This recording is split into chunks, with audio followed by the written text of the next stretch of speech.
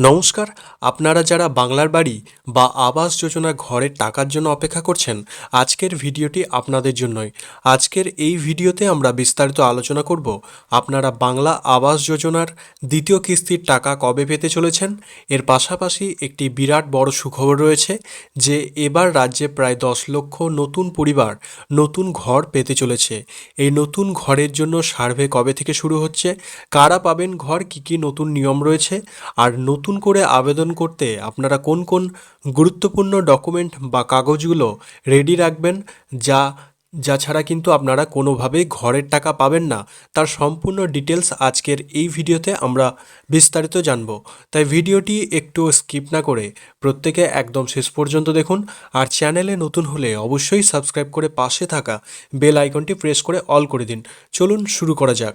প্রথমে জানিয়ে রাখি, বাংলা আবাস যোজনা 2026-এর আওতায় এবার পশ্চিমবঙ্গে প্রচুর মানুষ ঘর পেতে চলেছেন। তবে এখানে একটা বড় টুইস্ট বা পরিবর্তন রয়েছে। এবার আপনারা যে নতুন ঘরটি পাবেন সেটি কিন্তু প্রধানমন্ত্রী আবাস যোজনা অর্থাৎ PMAY তরফের থেকে দেওয়া হবে। অর্থাৎ এই বাংলা আবাস যোজনার নাম পরিবর্তন করে এখন প্রধানমন্ত্রী আবাস যোজনা করা হচ্ছে। আপনারা জানেন, আগে কিছু রাজনৈতিক ও প্রশাসনিক জটিলতার কারণে এই প্রকল্পের কাজে কিছুটা দেরি হয়েছিল।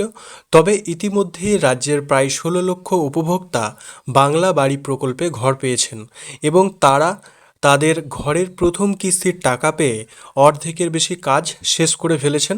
এবার যারা দ্বিতীয় কিস্তির জন্য অপেক্ষা করছেন তাদের বিষয়ে তো বলবই, তবে তার আগে জেনে নেওয়া যাক যারা এখনও নতুন বা কোনোভাবেই ঘর পাননি, অর্থাৎ যাদের এখনও কাঁচা বাড়ি রয়েছে, তারা কিভাবে নতুন ঘর পাবেন এবং এবার কিন্তু আপনারা আগের চেয়ে টাকার পরিমাণও বেশি পাবেন। আপনারা যারা নতুন ঘরের তালিকায় নাম তুলতে চান তাদের জন্য সুখবর হলো, বর্তমানে কিছু বিভিন্ন জায়গায় ফর্ম বা ডকুমেন্ট জমা নেওয়া শুরু হয়েছে। তবে আপনাদের আলাদা করে কোনো জটিল ফর্ম ফিল আপ করতে হবে না। আপনার যা যা প্রয়োজনীয় ডকুমেন্টস আছে সেগুলো নিয়ে সরাসরি আপনার নিকটবর্তী পঞ্চায়েত অফিস অর্থাৎ গ্রামাঞ্চলের ক্ষেত্রে এবং মিউনিসিপ্যালিটি অফিস শহরাঞ্চলের ক্ষেত্রে গিয়ে কিন্তু আপনারা যোগাযোগ করতে পারেন। সেখানে আপনার ডকুমেন্ট জমা দিলে ওরাই অফিসিয়ালি ফর্ম ফিল আপের বাকি কাজ করে দেবে। তো চলুন দেখে নেওয়া যাক কোন কোন ম্যান্ডেটরি বা আবশ্যিক ডকুমেন্ট আপনাকে সাথে নিয়ে যেতে হবে। আধার কার্ড, পরিবারের সদস্যদের আধার কার্ড বাধ্যতামূলক। ভোটার কার্ড, আপনার পরিচয় ও স্থানীয় অর্থাৎ স্থায়ী বাসিন্দা প্রমাণের জন্য কিন্তু ভোটার কার্ড প্রয়োজন। ডিজিটাল রেশন কার্ড, খাদ্য সুরক্ষার যে রেশন কার্ড সেটি আপনাদের প্রয়োজন পড়বে। ব্যাংক অ্যাকাউন্টে পাসবই, মনে রাখবেন ব্যাংকের পাসবইয়ের জেরক্স কপি, প্রথম পেজের যে জেরক্স কপি সেটি, এবং অ্যাকাউন্ট যেন সচল থাকে, কারণ টাকা সরাসরি সেই অ্যাকাউন্টেই ঢুকবে, তাই IFSC কোড সহ অ্যাকাউন্ট নাম্বার স্পষ্ট থাকা চাই। পাসপোর্ট সাইজ ফটো, আপনার সাম্প্রতিক ছবি। জব কার্ড, 100 দিনের কাজে বা MGNREGA জব কার্ড কিন্তু ঘরের টাকা পাওয়ার জন্য অত্যন্ত গুরুত্বপূর্ণ।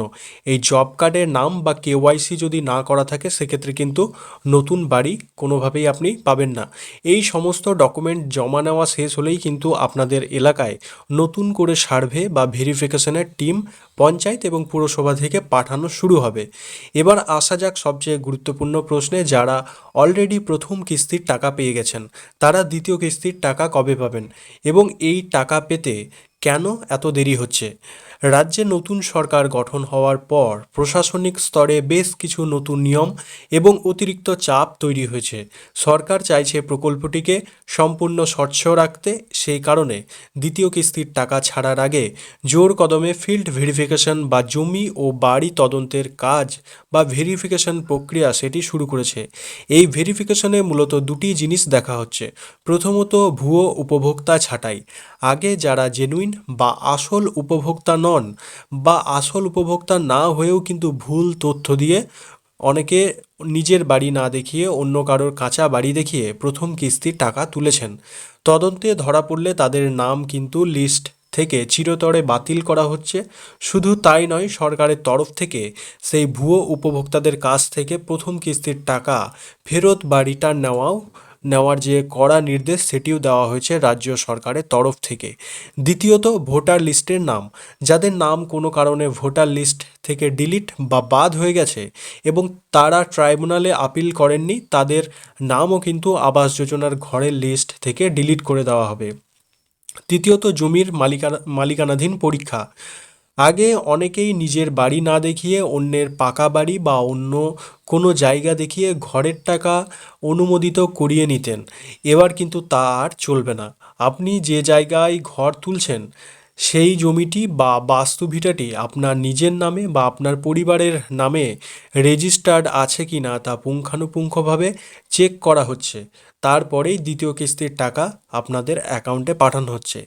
তাই যারা সততার সাথে নিয়ম মেনে ঘর পেয়েছেন এবং প্রথম কিস্তির টাকা পেয়ে আপনারা ঘরের প্রথম ধাপের কাজ অর্ধেক কাজ সম্পূর্ণ করেছেন, আপনাদের চিন্তার কোনো কারণ নেই। ভেরিফিকেশন টিম আপনার কাজ সন্তোষজনক দেখলেই খুব শীঘ্রই আপনার অ্যাকাউন্টে টাকা চলে আসবে। দ্বিতীয় কিস্তিতে কত টাকা পাবেন, টাকার পরিমাণ কি দ্বিগুণ হবে? বা অনেকেই বলছেন যে যেহেতু বাংলা আবাস যোজনা, যেটি প্রধানমন্ত্রী আবাস যোজনার টাকার পরিমাণ 3 লাখ করা হয়েছে, প্রথম কিস্তিতে 60,000 পেয়েছি, দ্বিতীয় কিস্তিতে বাকি কি 2,40,000 পাওয়া যাবে? এটি মোটেই না। যারা প্রথম কিস্তি 60,000 পেয়েছেন, অর্থাৎ সেই সময়ে একটা বাড়ির জন্য যে বরাদ্দ টাকা 1,20,000 ছিল, সেটি 2 ধাপে দেওয়া হতো। প্রথম কিস্তি 60,000, পরের কিস্তি অর্থাৎ দ্বিতীয় কিস্তি 60,000। তেমন নিয়ম মেনেই কিন্তু আপনারা দ্বিতীয় কিস্তি 60,000 টাকা পাবেন। এই ব্যাপারে বাজারে অনেক গুঞ্জন বা রটনা চলছে যে দ্বিতীয় কিস্তিতে নাকি টাকার পরিমাণ আবার দ্বিগুণও হতে পারে বা তার বেশিও দেওয়া হবে। তবে আপনাদের এই বিষয়ে আবারও পরিষ্কার জানিয়ে রাখি, যারা অলরেডি বাংলা বাড়ি প্রকল্পের অধীনে প্রথম কিস্তির টাকা পেয়েছেন, তারা দ্বিতীয় কিস্তিতে 60,000 টাকায় পাবেন, এর বেশি বা কম নয়। তবে হ্যাঁ, টাকার পরিমাণ বেশি পাবেন তারা যারা এবার সম্পূর্ণ নতুন করে প্রধানমন্ত্রী আবাস যোজনার নতুন তালিকায় নাম তুলবেন। যেহেতু এটি কেন্দ্রীয় ও রাজ্য সরকারের যৌথ নতুন গাইডলাইনে আসবে, তাই নতুন ঘর প্রাপকদের জন্য টাকার অঙ্কটা কিছুটা বেশি বা বর্ধিত হবে। যারা দ্বিতীয় কিস্তির জন্য অপেক্ষা করছেন, তারা কিন্তু নিজেদের বাড়ি এবং ঘরের কাজের সাইট সবসময় প্রস্তুত রাখুন, কারণ যে কোনো দিন ভিডিও অফিস এবং গ্রাম পঞ্চায়েত থেকে যৌথ পরিদর্শক দল আপনার বাড়িতে সারপ্রাইজ ভিজিটে আসতে পারেন কোনো রকম পূর্ব নোটিশ ছাড়াই। তারা এসে সরাসরি দেখবেন যে আপনি প্রথম কিস্তির টাকা পাওয়ার পর ঘরের কাজ কতদূর এগিয়েছেন। যারা প্রথম কিস্তির টাকা পেয়েও ঘরের কাজ একদম শুরু করেননি বা অন্য কোনো কাজে এই টাকা খরচ করে ফেলেছেন, তাদের কিন্তু দ্বিতীয় কিস্তির টাকা আটকে দেওয়া হবে। ঠিক একইভাবে যারা নতুন ঘরের জন্য আবেদন করেছেন বা করতে যাচ্ছেন বা চাইছেন, তারা কোনোভাবেই ভুল বা ভুয়ো তথ্য দেবেন না। নিজের জেনুইন বাড়ি এবং জমির তথ্য কর্মকর্তাদের সামনে তুলে ধরবেন। ভিডিও শেষে আপনাদের জন্য আরেকটি অত্যন্ত গুরুত্বপূর্ণ টিপস দিয়ে রাখি। এই আবাস যোজনার ঘর পাওয়ার ক্ষেত্রে কিন্তু জব কার্ড বা 100 দিনের কাজের কার্ড থাকা বাধ্যতামূলক। আপনার যদি এখনও জব কার্ড না থাকে, তবে বর্তমানে রাজ্য যে সমস্ত জনকল্যাণ শিবির বা সরকারি ক্যাম্পের আয়োজন করছে, সেখানে গিয়ে অবিলম্বে নতুন জব কার্ডের নতুন ফর্ম জমা দিন। কারণ এই জব কার্ড থাকলে আপনি শুধু ঘর পাওয়ার ক্ষেত্রেই অগ্রাধিকার পাবেন না, বরং পরবর্তীতে সরকারের তরফ থেকে যখন 100 দিন 125 দিনের কাজের গ্যারেন্টি বা অন্যান্য আর্থিক সুবিধা দেওয়া হবে, সেগুলো কিন্তু আপনারা অনায়াসেই পেয়ে যাবেন।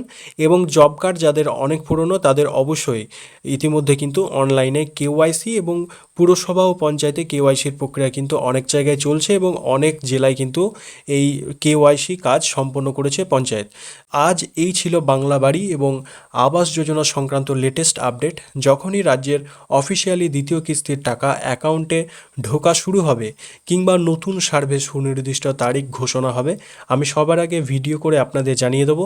আজকের ভিডিওটি ভালো লাগলে এবং তথ্যবহুল মনে হলে অবশ্যই একটি লাইক করবেন, বন্ধুদের সাথে ও বিভিন্ন ফেসবুক হোয়াটসঅ্যাপ গ্রুপে শেয়ার করে সবাইকে জানার সুযোগ করে দেবেন। আর এই ধরনের সরকারি প্রকল্পের নিয়মিত আপডেট পেতে বীরভূম অনলাইন পয়েন্ট এই চ্যানেলটিকে সাবস্ক্রাইব করতে ভুলবেন না।